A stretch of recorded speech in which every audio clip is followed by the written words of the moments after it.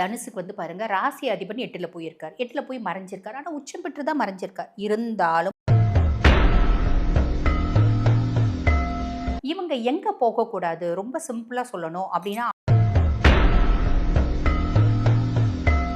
ஆனா பொதுவா தனுசு வந்து பார்த்தீங்கன்னா, ரொம்ப புத்திசாலிங்க. குருனோட ராசி. அப்படிப்பட்ட தனுசுலயும் இப்படி சொல்றவங்கள நான் பார்க்குறேன் பெண்கள. இவங்க இந்த மாசம் ஏதாவது பரிகாரம் செஞ்சுக்கலாமா?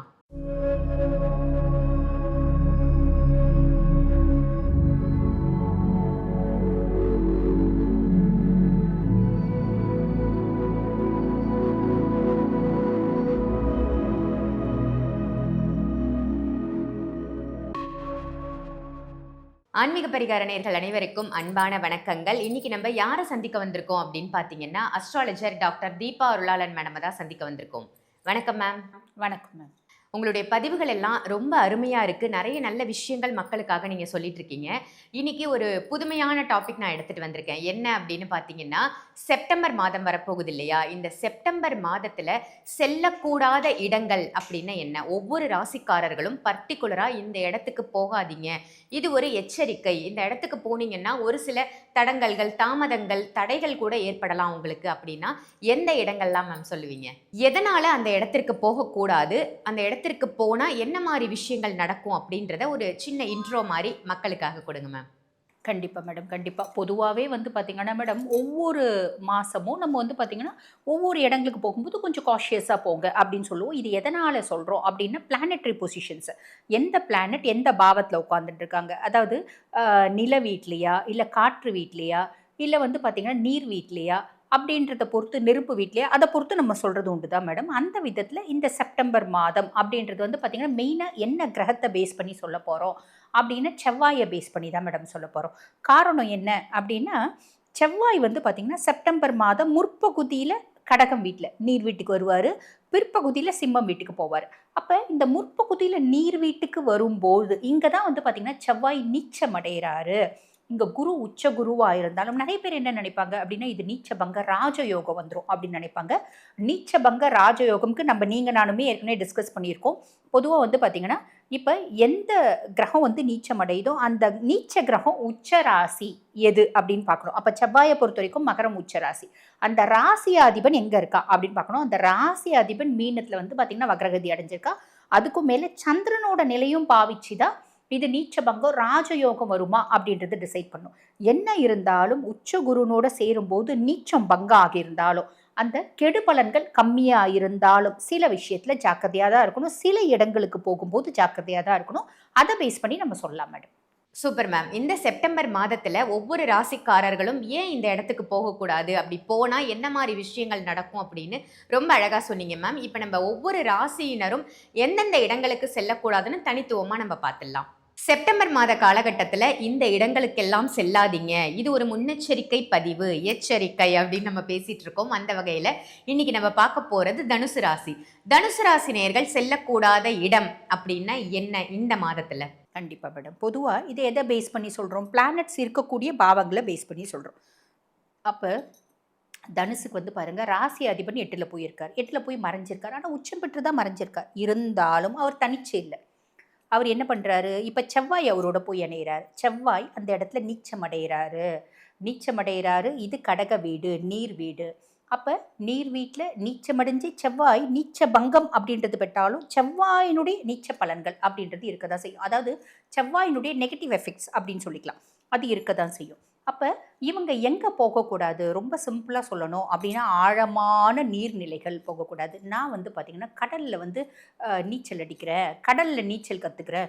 பெரிய கிணறுல சில குழந்தைங்க வந்து பார்த்தீங்கன்னா, இந்த சொரக்கானோட இது காஞ்சது இருக்கு பார்த்தீங்களா? அத வந்து பார்த்தீங்கன்னா, கிளீனா முதுகுல கட்டின்னு ஆழமான கிணறுல குதிப்பாங்க. இதெல்லாம் கிராமத்தில அப்படிதான் வந்து பார்த்தீங்கன்னா, அது என்னவோ சொரக்கா புட்டு அப்படின்னு சொல்லுவாங்க. அத வந்து பார்த்தீங்கன்னா, முதுகுல கட்டின்னு குளிக்கிற ஒரு விஷயம், நீச்சல் கத்துக்கிற விஷயம் அப்படின்றது இருக்க தான் செய்யுது. ஸோ அந்த மாரியெல்லாம் கத்துக்கும்போது, அது கூட வந்து பார்த்தீங்கன்னா, சேஃப்டிக்கு ஒரு இந்த டயர கட்டின்னு குழந்தைங்க டியூப கட்டின்னு குழந்தைங்க குதிப்பாங்க. அந்த மாதிரிலாம் இருக்கிறத விட, ஸ்விம்மிங்க்குன்னு ப்ராப்பரா இருக்கக்கூடிய டியூப்ஸ் நம்ம வாங்கிட்டு, ரிங்ஸ் வாங்கிட்டு, அத கூட சேர்த்து ஒரு சேஃப்டி மெஷருக்கு 2ஆ வந்து நம்ம வந்து பார்த்தீங்கன்னா, கட்டிக்கினீங்க அப்டின்னா நல்லதுங்க. இப்ப தான் வந்து பார்த்தீங்கன்னா, அந்த சொரக்கா காஞ்ச சொரக்காலாம் சொரக்காய் குடில் அப்படின்ற மாதிரி. இதெல்லாம் வந்து பார்த்தீங்கன்னா, பழைய காலத்தில பிளாஸ்டிக் கண்டெய்னர்ஸ்லாம் கிடையாதும்மா. அந்த பிளாஸ்டிக் கண்டெய்னர்ஸ் இல்லாத பட்சத்தில, சொரக்கா கொடியிலேயே வந்து பார்த்தீங்கன்னா, இந்த காஞ்ச சொரக்காய முத்துன சொரக்காய விட்டுருவாங்க.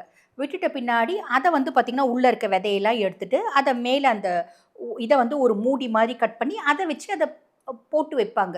ஏன்னா, அது மாய்ஸ்சர் வந்து சீக்கிரம் அப்சர்வ் ஆகாது. உள்ள பொருட்கள போட்டு வைக்கும்போது, அது வந்து பார்த்தீங்கன்னா, அத பிரிசர்வ் பண்ணி வச்சுக்கும். அப்படின்னு ஒரு குறிப்பிட்ட காலகட்டத்துக்கு. அது வந்து இந்த முதுகுல கட்டிட்டு, அந்த முத்தன சொரக்காய வச்சு நீச்சல் அடிக்கிறது அப்படின்றது இருக்குதான். இப்ப அது வந்து பார்த்தீங்கன்னா, அது ஒரு ஆன்மீகம் சார்ந்த பொருளா போச்சு. நெறைய பேர் அத வச்சு வந்து பார்த்தீங்கன்னா, இதுல வந்து இது வீட்ல இருக்கு அப்படின்னா மகாலட்சுமி இருப்பா. மகாலட்சுமி நம்ம உழைச்சா தான் இருப்பா. நீ வெறும் வந்து பார்த்தீங்கன்னா, காஞ்ச சுரைக்காய வாங்கி வச்சுட்டு, அதுக்குள்ள ரூ. 10 போட்டு வை, ரூ. 20 போட்டு வைலாம் இருக்க மாட்டா. நீ உழைக்கணும் மொதல்ல. இந்த மாரி ஆன்மீகம் வியாபாரமாகி ரொம்ப நாள் ஆச்சு. அப்ப ரொம்ப சிம்பிளா சொல்லணும் அப்படின்னா, அந்த மாரி நீர்நிலைகள்லாம் இது கட்டிக்கிறேன், அது கட்டிக்கிறேன். இன்னும் நான் வந்து ஒரு சிலர் வந்து பார்த்தீங்கன்னா, எனக்கே கேட்கும்போது வேடிக்கையா இருக்கும். ஜாதகம் பார்க்க வருவாங்க. மேடம் பையன் வந்து வெளிய போயிருக்கான். நான் வந்து பார்த்தீங்கன்னா, இந்த சாமியார் சொல்லுவாங்க, எத்தனையோ சாமியார். அந்த அம்மா கிட்ட, அந்த ஐயா கிட்ட போயிட்டு வந்து ஒரு தாயத்து வாங்கிட்டு வந்து கட்டிட்டேன் மேடம். என்ன ஆனாலும் அந்த பையனுக்கு அது சேஃபா இருக்கும் மேடம். அந்த தாயத்து சேஃபா இருக்கும். தாயத்து எப்படிம்மா சேஃபா இருக்கும்? தாயத்து சேஃபா இருக்காது. உண்மையாவே அந்த தாயத்து இறை வழிபாடு. அதாவது நம்ம ஈசன் நான் என் வாயில வருது. எந்த இறைவனுடைய நாமத்த சொல்லி சித்தி பண்ண தாயத்தா இருந்தா ஓரளவுக்கு அது வந்து கண்டிப்பா வந்து பார்த்தீங்கன்னா, அ ஓரளவுக்குன்னு சொல்ல முடியாது. அந்த அளவுக்கு சித்தி பண்ணியிருந்தாங்கன்னா, கண்டிப்பா 100க்கு லட்சம் % அது புரொடெக்டிவா இருக்கும். ஆனா, இவங்க சொல்றதே வந்து பார்த்தீங்கன்னா, ஒரு அ 420 சாமியாருங்க நேமு, 420 ஆன்மீகவாதி நேம் எல்லாம் சொல்லுவாங்க. இது வாங்குனேன், அது வாங்குனேன். அந்த மாதிரிலாம் செய்யாதீங்க. கடவுள் அப்படின்றது உண்ம. இறை வழிபாடு அப்படின்றது உண்ம. அது தோத்து போறதா சரித்திரமும் கிடையாது. ஆனா, நீங்க வழிபாடு பண்ணுங்க. நான் உங்களுக்காக வழிபாடு பண்ணேன். உங்கள கூட்டிட்டு போய் நான் வழிபாடு பண்ணணும். உங்கள கூட்டிட்டு போய் நான் கோயில்ல எல்லாம் செய்யணும். அப்பதான் அதனோட பலன். உங்களுக்காக நானே செய்றேன். நான் செய்யறதுக்கு உங்களுக்கு அத்தாட்சி இருக்கணும். இல்லன்னா அத நீங்க நம்பக்கூடாது. புரியுதுங்களா? ஸோ அந்த மாரி தாயத்து வாங்கி கட்டி நான் வந்து புள்ளைய நீச்சல் அடிக்க அனுப்பிச்சேன். இப்படியெல்லாம் சொல்றாங்க. அந்த மாதிரிலாம் செய்யாதீங்க. இதெல்லாம் எந்த விதத்துல அவங்க சொல்றாங்க? நம்ம கேட்டாலும் உங்க அம்மா யாரானா இப்படி செய்வாங்களா? இல்ல, இல்ல மேடம். அவங்க சொல்றது கரெக்ட்ன்ற மாரியே அவங்க வந்து ஆர்க்யூ பண்ணுவாங்க. இந்த மாரி எத்தனையோ பேர நான் பார்க்குறேன். ஆனா பொதுவா தனுசு வந்து பார்த்தீங்கன்னா, ரொம்ப புத்திசாலிங்க. குருனோட ராசி. அப்படிப்பட்ட தனுசுலயும் இப்படி சொல்றவங்கள நான் பார்க்குறேன் பெண்கள. ஸோ இதெல்லாம் யார எப்படி சொல்றதுன்னு தெரியல. பட் இருந்தாலும் நல்லா ஞாபகம் வச்சுக்கோங்க. 8ல செவ்வாய். 8ல செவ்வாய், 8ல குரு கூட பெரிய ப்ராப்ளம் இல்ல. 8ல செவ்வாய் அப்படின்ற பட்சத்தில, இந்த மாதிரி நம்ம சில கண்டங்களை சந்திக்கணும் அப்படின்ற விதி இருக்கு. அப்ப கண்டங்கள் அப்படின்றது ஒரு ஆழமான நீர்நிலைகள், தனிமையான இடங்கள், ராத்திரி நேரத்தில அந்த இருட்டுன பின்னாடி நம்மளோட பிரயாணம், இதெல்லாம் நம்ம பாட்டுன்னு வண்டி ஒழுங்கா ஓட்டிப்போம். என்ன சிட்டில நீ வேற. அண்ணா நகர்லாம் போய் பாரு. ஃபுட் கோர்ட் எப்படி இருக்கு தெரியுமா? பகல் மாதிரி இருக்கு. உண்மதான். பகல் மாதிரி இருக்கு. ஆனா, அந்த அந்த பர்ட்டிகுலர் ஏரியால பகல் மாதிரி இருக்கு. நீ 2 மணிக்கு பிரியாணி சாப்பிட்டு 2, 2:30 மணிக்கு நீ வந்து வீட்டாண்ட வர. வீட்டு பக்கத்துல அப்படி பகல் மாரி இருக்கும்னு என்ன கேரண்டி? அப்ப இந்த மாரிலாம் குழந்தைங்க செய்றாங்க. பெரியவங்களே செய்றாங்க. அப்ப நெறைய பேருக்கு நடுராத்திரி நல்ல ஜம்முன்னு சுத்துறது ரொம்ப புடிக்குது. சுத்துங்க. சேஃபா சுத்துங்க. அதே மாதிரி நம்ம வந்து பார்த்தீங்கன்னா, இந்த ஆழமான நீர்நிலைகள் போறீங்க. இப்ப ஏரியில குளிக்கிறது நெறைய இருக்கு பார்த்தீங்களா? அந்த ஏரியிலலாம் குளிக்கிறாங்க அப்படின்னும்போது, கண்டிப்பா சேஃப்டி மெஷர்ஸ் வேணும்மா. இல்ல அப்படின்னா நம்ம எத்தன பேர பார்க்குறோம். ஏரி மண்ணு வந்து பார்த்தீங்கன்னா, இழுத்துருச்சு அப்படிம்பாங்க. அந்த மாரி நாங்களே வந்து பார்த்தீங்கன்னா, எங்க கிராமத்தில எத்தனையோ விஷயத்த கேள்விப்பட்டுருக்கோம். அதாவது எங்க கணவரோட ஊர் வந்து பார்த்தீங்கன்னா கிராமம். அங்க பக்கத்தில நெறைய கிராமம் இருக்கு. அந்த பக்கத்தில இருக்கக்கூடிய கிராமங்கள்லலாம் வந்து பார்த்தீங்கன்னா, அவங்க சொல்லுவாங்க, "ஏரியில குழந்தை குளிக்க போச்சுங்க, மண்ணுல இழுத்துருச்சு" அப்படிம்பாங்க.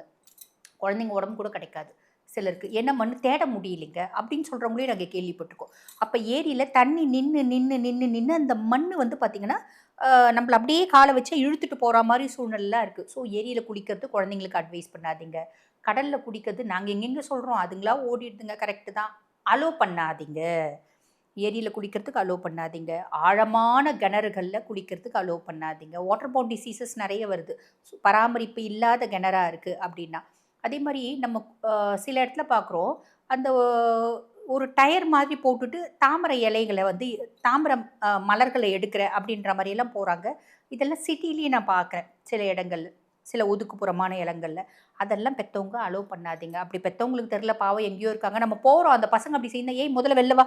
வெளில வா, கிளம்பு, கிளம்பு, கிளம்பு அப்படின்ற மாரி அமுச்சுட்டு போங்க. நம்மளால முடிஞ்சது நல்லது. நம்ம அது செய்யணும். ஸோ இந்த மாரி எல்லாம் குழந்தைங்களுக்கு அலோ பண்ணாதீங்க. பெரியவங்க இந்த மாரி இடத்துக்கு போறீங்க அப்படின்னாலும் உரிய பாதுகாப்போட போங்க. முக்கியமா இந்த செப்டம்பர் மாதம் தனுசு ராசி அன்பர்கள் இதில கொஞ்சம் கவனம் அப்படின்றது வச்சுக்கோங்க. வச்சுக்கினீங்க அப்படின்னா ரொம்ப நல்லதுமா. Okay ma'am. இவங்க இந்த மாசம் ஏதாவது பரிகாரம் செஞ்சுக்கலாமா? கண்டிப்பா, கண்டிப்பா. இது என்ன பண்ணணும் அப்டின்னா, நம்ம எந்த நீர்நிலைகளுக்கு போறோம் அப்டின்னாலும், போறதுக்கு முன்னாடி நம்ம வந்து பாத்தீங்கன்னா, யமுனை தாய வழிபாடு பண்ணிட்டு போணும். யமுனை தாய்க்கு அப்படின்னு எத்தனையோ மந்திரங்கள் இருக்கு. அந்த மந்திரங்கள நம்ம வந்து பாத்தீங்கன்னா, ஒண்ணும் இல்ல கூகுள்ல ஓம் யமுனாய நமக அப்டின்ற ஒரு மந்திரமும் இருக்கு. நம்ம டைப் பண்ணா எத்தனையோ வரும். 108 போற்றி கூட வரும். யமுனை காயத்ரி வரும். எதையாவது ஒண்ணத்த நம்ம சொல்லிட்டு போறோம் அப்டின்னா, அந்த நீர்நிறைகள்னால வரக்கூடிய ஆபத்து அப்படின்றது மாறுமா? அதுக்கு முன்னாடி சேஃப்டி ஃபர்ஸ்ட். 2வது வழிபாடு. ரொம்ப சூப்பர் மேம். இந்த ராசிக்கு செல்லக்கூடாத இடங்கள் என்ன? அப்படி செல்லணும் அப்படின்ற நிலைமை ஏற்பட்டதுன்னா, அவங்க என்ன பிராயச்சித்த பரிகாரம் செஞ்சுக்கலாம் அப்படின்னு ரொம்ப அழகா சொன்னீங்க மேம். மேம் ஜோதிடம் கற்றுத்தரப்படும் ஜோதிட வகுப்பு அப்படின்னு நீங்க அனௌன்ஸ் பண்ணியிருக்கீங்க. யாரெல்லாம் ஜோதிடம் கத்துக்கலாம்? அதனுடைய முறைகள் என்ன? அந்த வகுப்பு எப்ப நீங்க எடுக்குறீங்க? எத்தன மந்த் கோர்ஸ் அது? அத வந்து நம்ம மக்களுக்காக சொல்லுங்க மேம். கண்டிப்பா மேடம். கண்டிப்பா. இது வந்து பார்த்தீங்கன்னா மேடம் லெவல்ஸ் இருக்கு. First level madam. First level அப்டின்னா, பொதுவா நெறைய பேர் என்ன நெனைக்கிறாங்கன்னா மேடம், ஒரு 4ஏ நாள்ல ஒரே மாசத்துல ஜோதிடம் கத்துக்கலாமா அப்டின்னு நெனைக்கிறாங்க. அது சாத்தியம் கிடையாது. ஜோதிடம் அப்டின்றது பெரிய சமுத்திரம். பொதுவா வந்து பார்த்தீங்கன்னா மேடம், எல்லா ஜோதிடர்களுக்கும் நம்ப தான் ரொம்ப பெரிய பெர்சன்ஸ். ஜோதிடத்திலேயே வந்து பார்த்தீங்கன்னா, நம்மள விட்டா வேற யாருமே இல்ல அப்டின்ற ஒரு நெனப்பு இருக்கு இப்ப. ஆனா உண்மை என்ன அப்டின்னா மேடம், கற்றது கைமண் அளவு. அப்ப அந்த சமுத்திரத்துல நீந்தி முத்து எடுக்கிறோம் அப்படின்னாலும் நாங்க 1, 2 முத்து தான் எடுக்கிறோம். லட்சக்கணக்கான, கோடிக்கணக்கான முத்துக்கள் அதுல இருக்க தான் செய்யுது. நெறைய கிளாஸ் வந்து டீட்டெயில்ஸ் கேட்கிறவங்க என்ன சொல்றாங்க அப்படின்னா, "மேடம் ஒரே மாசத்துல கத்துக் குடுத்துருவீங்களா? 2 மாசத்துல கத்துக் குடுத்துருவீங்களா?" அப்படி கேட்கறாங்க. அது சாத்தியம் கிடையாது மேடம். ஓரளவுக்கு நல்லா வந்து நம்ம மத்த ஜாதகங்கள பார்க்கணும் அப்படின்னா, ஃபர்ஸ்ட் லெவல் 1. லெவல் 1ல பேசிக்ஸ், பிளானட்ஸ், அவங்களோட காரகத்துவம், அதனோட பயன்கள், எந்த கிரகம் நீச்சம், உச்சம் இப்படி பல விஷயங்கள் இருக்கு மேடம். எந்தெந்த கிரகம் என்னென்ன மாரி பலன்கள குடுப்பாங்க. ஆக லெவல் 1 முடிக்கணும். அதுக்கப்புறம் லெவல் 2 முடிக்கணும். அதுக்கப்புறம் கொஞ்சம் அட்வான்ஸ்ட் அப்டின்னா லெவல் 3. அப்ப இந்த 3 லெவலா தான் மேடம் நாங்க சொல்லி தரோம். Super ma'am. அஸ்ட்ராலஜி எனக்கும் ஆகணும் அப்படின்னு நெறைய பேர் ஆசைப்படுவாங்க. அந்த ஆசைக்கு நீங்க ஒரு வழிகாட்டியா இருக்கீங்க அப்படின்னு நினைக்கும்போது ரொம்பவே சந்தோஷமா இருக்கு.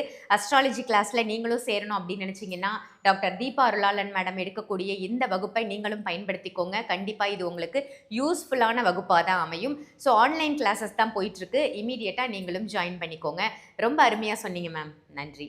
இந்த பதிவு உங்க எல்லாருக்கும் பயனுள்ள பதிவா அமைஞ்சிருக்கும் அப்படின்னு நினைக்கிறேன். நிச்சயமா இந்த பதிவை மத்த ராசியினருக்கும் ஷேர் பண்ணுங்க. மறக்காம ஆன்மீக பரிகாரம் நம்ம சேனலை சப்ஸ்கிரைப் பண்ணிக்கோங்க. அதே மாதிரி மேடமை நீங்க சந்திக்கணும் அப்படின்னு நினைச்சீங்கன்னா, வீடியோல தெரியிற நம்பருக்கு கால் பண்ணி அப்பாயின்மெண்ட் வாங்கி டைரக்டா மேடமோட கன்சல்டேஷன் நீங்க எடுத்துக்கலாம். ஆன்லைன் கன்சல்டேஷனும் இருக்கு. அதையும் பயன்படுத்திக்கோங்க. அதே மாதிரி மேடம் வந்து வகுப்பு எடுக்கிறாங்க. அந்த வகுப்புல ஜோதிட வகுப்புல நீங்க சேரணும் அப்படின்னு நினைச்சாலும் அதையும் பயன்படுத்திக்கோங்க. நீங்களும் ஒரு ஜோதிடர் ஆகலாம். ஸோ வீடியோல தெரியிற நம்பருக்கு கால் பண்ணி கிளாஸ்லயும் ஜாயின் பண்ணிக்கோங்க. இதே மாதிரி வேற ஒரு நல்ல நிகழ்ச்சியில உங்க எல்லாரையும் சந்திக்கின்றேன். நன்றி. வணக்கம்.